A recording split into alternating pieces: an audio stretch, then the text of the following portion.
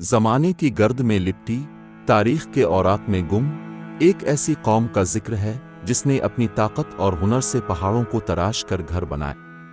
یہ قوم سمود تھی جو آج سے ہزاروں سال پہلے حجاز اور شام کے درمیان آباد تھی۔ ان کی بستیوں کے آثار آج بھی مدائن صالح کے نام سے موجود ہیں۔ اللہ تعالیٰ نے انہیں بے پناہ جسمانی قوت اور فن تعمیر میں کمال عطا فرمایا تھا۔ وہ چٹانوں کو کاٹ کر عالیشان محلات اور مضبوط قلعے تعمیر کرتے تھے۔ ان کی زندگی خوشحالی اور آسودگی سے بھرپور تھی، مگر اس فراوانی اور طاقت نے انہیں گھمنڈ میں مبتلا کر دیا۔ وہ اللہ کی نعمتوں کو بھول کر بتوں کی پوجا کرنے لگے۔ ان کے دلوں میں ناشکری اور سرکشی نے گھر کر لیا تھا۔ وہ اپنی شان و شوکت پر فخر کرتے اور زمین میں فساد پھیلاتے تھے۔ پہاڑوں کے دامن میں ان کے تراشے ہوئے گھر ان کی عظمت کی گواہی دیتے تھے۔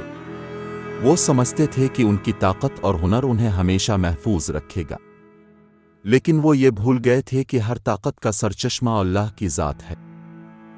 اسی قوم سمود میں سے ایک نیک، پرہیزگار اور حکیم شخص تھے جن کا نام صالح تھا۔ وہ اپنی قوم میں عزت و احترام کی نگاہ سے دیکھے جاتے تھے۔ ان کی دانشمندی اور شرافت کا ہر کوئی قائل تھا۔ اللہ تعالیٰ نے اپنی رحمت سے انہیں نبوت کے لیے چنا۔ حضرت صالح علیہ السلام کو حکم دیا گیا کہ وہ اپنی گمراہ قوم کو سیدھے راستے کی طرف بلائیں، انہیں توحید کی دعوت دیں اور انہیں اللہ کے عذاب سے ڈرائیں۔ حضرت صالح علیہ السلام نے اپنی قوم کو اللہ کی وحدانیت کی طرف بلایا۔ انہوں نے انہیں یاد دلایا کہ یہ تمام نعمتیں اللہ ہی کی عطا کردہ ہیں۔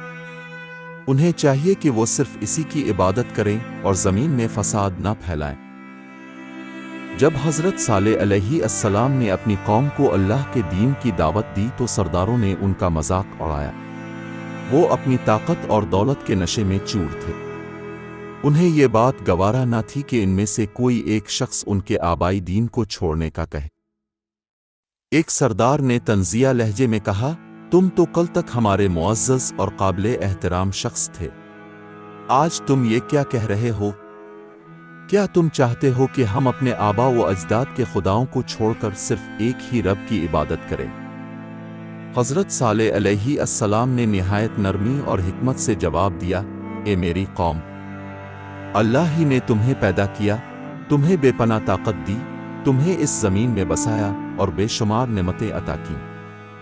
تم اسی کی عبادت کرو اور زمین میں فساد پھیلانے سے باز آ جاؤ۔ مگر قوم کے اکثر لوگ اپنی سرکشی پر اڑے رہے۔ وہ حضرت صالح علیہ السلام کی باتوں کو ہنسی مذاق میں اڑاتے رہے۔ ان کے دلوں پر پردے پڑ چکے تھے اور وہ حق کو قبول کرنے کے لیے تیار نہ تھے۔ جب قوم نے حضرت صالح علیہ السلام کی دعوت کو مسلسل ٹھکرایا تو سرداروں نے ایک معجزے کا مطالبہ کیا۔ وہ سمجھتے تھے کہ ایسا معجزہ دکھانا کسی انسان کے بس کی بات نہیں۔ یہ ان کی ہٹ دھرمی اور اناد کی انتہا تھی۔ ایک سردار نے چیلنج کرتے ہوئے کہا، اگر تم سچے نبی ہو تو اسی پہاڑ سے ایک عظیم الشان اونٹنی نکال کر دکھاؤ، تب ہم تمہاری بات مانیں گے۔ یہ ایک ناممکن مطالبہ تھا جو صرف اللہ کی قدرت سے ہی پورا ہو سکتا تھا۔ حضرت صالح علیہ السلام نے اللہ سے دعا کی۔ اچانک پہاڑ لرزنے لگا اور اس میں ایک خوفناک دراڑ پڑ گئی۔ یہ منظر دیکھ کر قوم کے لوگ حیران رہ گئے۔ ان کے دلوں میں خوف پیدا ہونے لگا۔ پہاڑ کی دراڑ سے ایک نورانی روشنی پھوٹی اور پھر ایک عظیم الجثہ، خوبصورت اونٹنی نمودار ہوئی۔ یہ اونٹنی اللہ کی قدرت کا ایک جیتا جاگتا معجزہ تھی۔ اس کی عظمت اور شان دیکھ کر لوگ دنگ رہ گئے۔ یہ اللہ کا ایک واضح معجزہ تھا جو ایک مغرور اور سرکش قوم کے لیے امتحان بن کر آیا تھا۔ یہ اونٹنی ان کے لیے ایک نشانی تھی کہ اللہ ہر چیز پر قادر ہے۔ حضرت صالح علیہ السلام نے اپنی قوم کو اس اونٹنی کے بارے میں سخت تنبیہ کی۔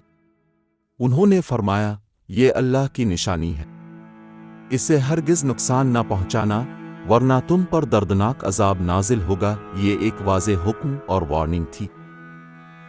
انہوں نے پانی کی تقسیم کا ایک خاص نظام مقرر کیا۔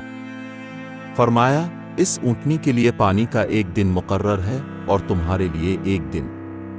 یہ اونٹنی ایک دن کنویں سے پانی پیے گی اور دوسرے دن تم پیو گے۔ یہ ایک عدل پر مبنی تقسیم تھی۔ حضرت صالح علیہ السلام نے مزید تاکید کی، خبردار، اس کے ساتھ کوئی برا سلوک نہ کرنا، نہ اسے تنگ کرنا، ورنہ اللہ کا عذاب تمہیں یا پکڑے گا۔ یہ ان کے لیے آخری موقع تھا کہ وہ اپنی سرکشی سے باز آ جائیں۔ اونٹنی قوم کے درمیان آزادانہ گھومتی پھرتی تھی۔ بچے اس کے گرد کھیلتے اور لوگ اسے حیرت سے دیکھتے۔ وہ اللہ کی نشانی تھی جو ان کے درمیان موجود تھی۔ اس کے دودھ سے بھی لوگ فائدہ اٹھاتے تھے۔ مگر قوم کے سرداروں کے دلوں میں حسد اور نفرت بڑھتی گئی۔ وہ ایک خفیہ میٹنگ میں جمع ہوئے اور اونٹنی کو ختم کرنے کی سازش کرنے لگے۔ انہیں یہ بات گوارا نہ تھی کہ ایک اونٹنی کی وجہ سے ان کی طاقت اور اختیار کم ہو۔ ایک سازشی نے کہا، اگر یہ اونٹنی اسی طرح ہمارے درمیان رہی تو لوگ صالح کی بات ماننے لگیں گے۔ ہمیں اس سے نجات حاصل کرنی ہوگی تاکہ صالح کا اثر و رسوخ ختم ہو جائے۔ ان کے دلوں میں کفر اور سرکشی نے جڑ پکڑ لی تھی۔ ایک تاریک رات میں جب سب سو رہے تھے، قوم کے 9 سرکش افراد نے اپنی سازش کو عملی جامہ پہنایا۔ انہوں نے چھپ کر اونٹنی پر حملہ کیا اور اسے بے دردی سے قتل کر دیا۔ یہ ایک انتہائی سنگین جرم تھا۔ یہ وہ لمحہ تھا جب قوم سمود نے اپنے انجام پر خود مہر لگا دی۔ انہوں نے اللہ کی نشانی کی بے حرمتی کی اور اپنے نبی کی بات کو جھٹلایا۔ انہوں نے اپنے ہاتھوں سے اپنے لیے عذاب کو دعوت دی۔ جب حضرت صالح علیہ السلام کو اس واقعے کی خبر ملی تو وہ شدید غصے میں آ گئے۔ انہوں نے اپنی قوم کو مخاطب کرتے ہوئے فرمایا، تم نے اللہ کی نشانی کو قتل کیا۔ اب تمہارے پاس صرف 3 دن کی مہلت ہے۔ 3 دن بعد اللہ کا عذاب تم پر نازل ہوگا۔ یہ اعلان سن کر قوم میں خوف و ہراس پھیل گیا۔ کچھ لوگ ڈر گئے، مگر اکثر اپنی سرکشی پر قائم رہے۔ وہ سمجھتے تھے کہ صالح انہیں صرف ڈرا رہے ہیں۔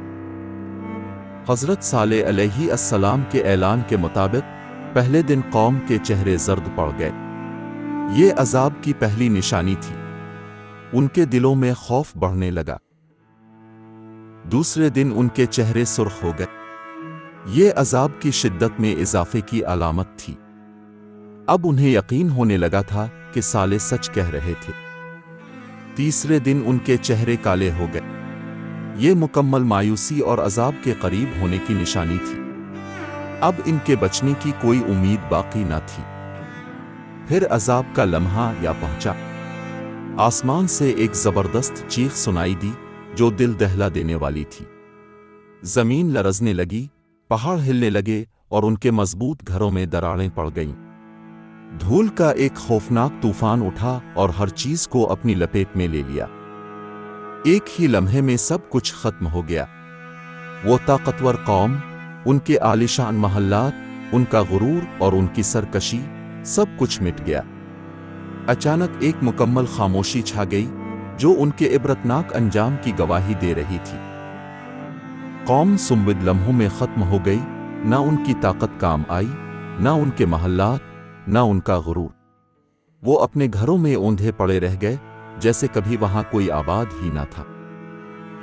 قوم سمود کی یہ کہانی ہر اس قوم کے لیے عبرت ہے جو اللہ کی نعمتوں کے باوجود گھمنڈ اور ناشکری میں مبتلا ہو جائے۔ یہ ان لوگوں کے لیے سبق ہے جو اللہ کی نشانیوں کو جھٹلاتے ہیں اور اپنے نبیوں کی نافرمانی کرتے ہیں۔